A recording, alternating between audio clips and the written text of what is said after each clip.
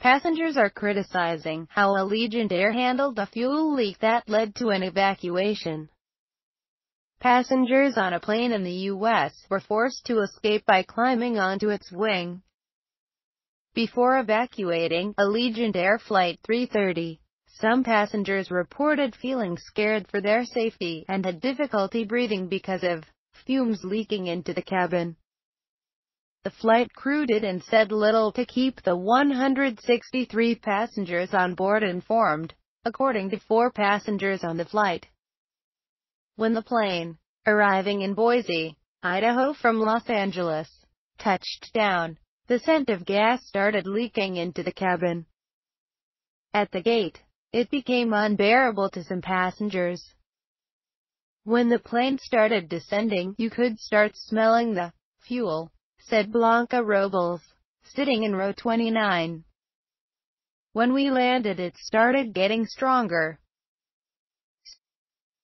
Upon arriving at the gate, some passengers prepared to deplane, got their bags, and stepped into line, said Deanna Perkis, of Eagle, who was sitting in row 12 with her husband and 3 children. There were some people who were taking their time and some people panicking, she said.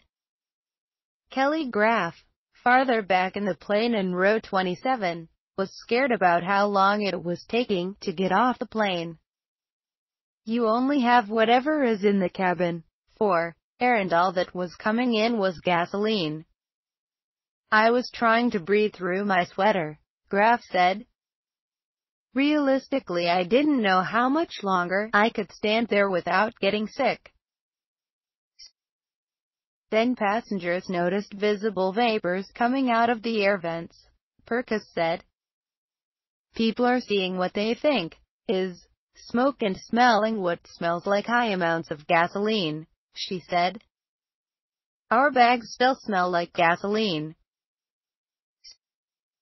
I didn't see any flight attendants around, said Robles' brother, Martin Lopez, sitting at 31C. Nothing was done. Nothing was said. That's when passengers decided to open the emergency exit and get out to breathe fresh air, Lopez said. The stewardess didn't even come back. Nothing on the speaker. Nothing, Robles said. All the people in the back were stuck. People started jumping off the plane, on the wing. But if there had been more information from the flight crew, passengers may not have panicked, Graff said. Perkis agreed and said the crew should have provided more assistance. In retrospect, if they would have announced, "Everybody leave your bags," we could have gotten off faster, she said. The pilot did get on the intercom to tell passengers the vapor was not smoke, but condensation coming from the air conditioning units, Perkis said. But passengers who were already on the wing at that time did not hear it, Graff said. After the line moved, passengers trickled back through the plane and out into the airport. Lopez said he tried to speak with flight attendants, but was told to speak with Allegiant staff downstairs. But he couldn't find anyone from Allegiant downstairs, he said. Lopez said he felt so ill from breathing in fumes that he went to the hospital after leaving the airport. Allegiant Air released a statement on Saturday declaring no passengers or crew had been in danger because of the fumes. At Allegiant, the safety of our passengers and employees is our #1 priority, according to the statement. Upon arrival at the gate, normal deplaning procedures were in progress, during which a fuel smell was observed within the cabin. Passengers then initiated an evacuation through the overwing doors.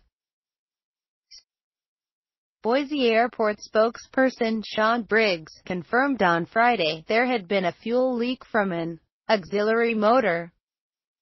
Passengers were helped off the wing, and no one was injured. The leak was cleaned within an hour, he said.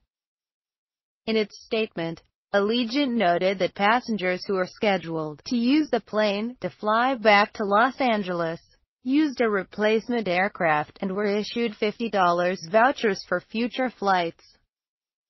Lopez, Perkis, Robles and Graff said they did not get the same voucher offer. "I want a reimbursement for that flight," Robles said. As of Saturday night, Allegiant did not respond to specific questions about how the flight crew handled communication with passengers during the fuel leak or what their protocol is for those situations. The plane involved was a MD-80, a twin-engine commercial jet.